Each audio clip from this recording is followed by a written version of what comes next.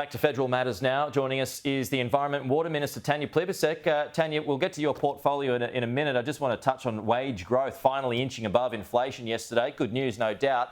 There are warnings, though, from big business that the rises can't be sustained and could even lead to a wage price spiral. So is it still a dicey economic path that we're treading? I think the good news is that wages have grown really substantially for the first time since 2009. We've seen 3 quarters now of wages growth. This is the equal highest since 2009 wages growth, and families will really be appreciative of that. People have been struggling to make ends meet. Inflation has been really taking a toll on family budgets, and ordinary working Australians are going to be thankful for the fact that their wages are going up. And add that to the fairer tax cuts that we're giving to more people, we hope that'll make a little bit of a difference to the family budget. Yeah. Do you have concerns, though, with higher wages, that means more money is flushing or working through the system, which could lead to, price increases elsewhere? Do you have any concerns about that? That's that wage price spiral.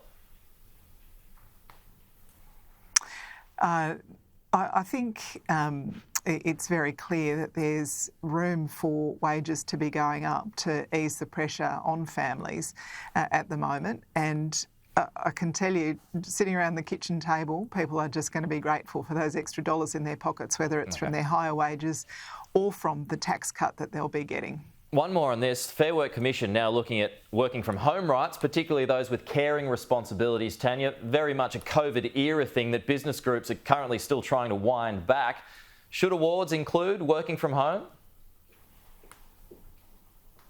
Look, this is really something for the Fair Work Commission to make recommendations about. I'm not going to pass comment on what the Fair Work Commission should be recommending, but I would say that a lot of people have found that working from home helps them balance their work and caring responsibilities. And I think most employers who are in a tough competition for talent at the moment because unemployment is quite low, most employers are happy to have highly skilled workers given that extra flexibility if it means getting them to come on board and keeping them. And certainly what we've done as we've been hiring new people in the Environment Department, we've said if people are working from home, we're prepared to allow them to continue to stay in those locations because we want the talent. We want the best people for the job.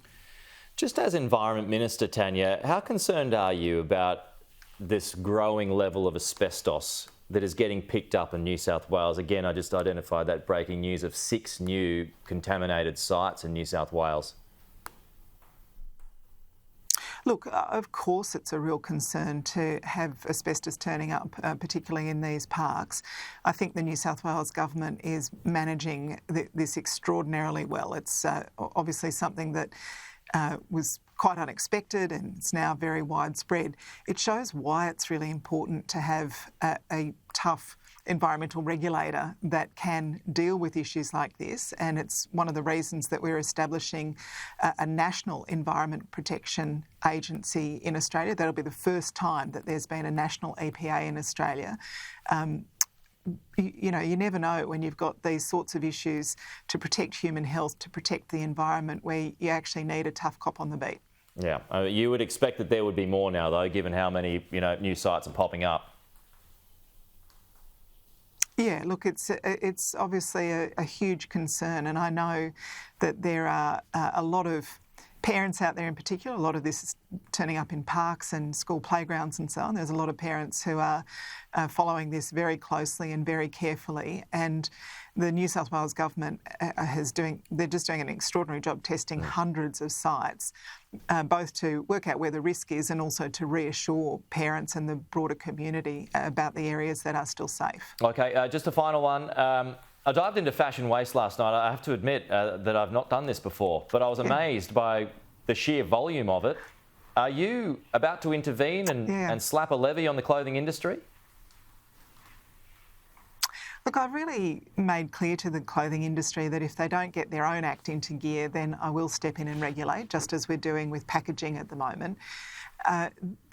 the amount of waste and the proportion of carbon pollution that comes from the fashion industry is extraordinary. It's about 10% of global carbon emissions come from the fashion industry. It's more than international flights and maritime shipping together.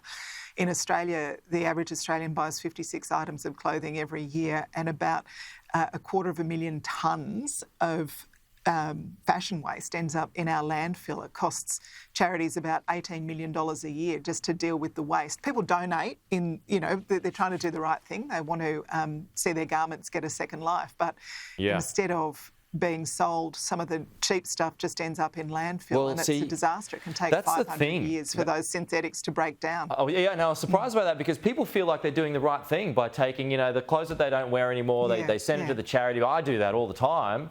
But then I was surprised to learn that there's too much and it has to get shipped off. Yeah, look, it depends on the quality of the clothing and whether there's a market for it, right? So the charities are really grateful for the things that they can resell, and of course we really want to give our garments a second life. It's the right thing that Australians want to recycle, but the sheer volumes that we're talking about mean that charities are overwhelmed, and they're overwhelmed by some of that low quality stuff that then just basically it goes straight to landfill, and it takes, as I say, hundreds of years to break down. When it's breaking down, it's releasing microplastics and poison into the environment. So the message here, of course, is the fashion industry needs to do better, to be more environmentally conscious in the sort of fabrics it's choosing, and making sure that they make things that can be repaired, reused, recycled. And as consumers, we need to be a bit more careful about what we're choosing as well. Yeah, I found that interesting. Tanya, thank you. We'll talk to you soon.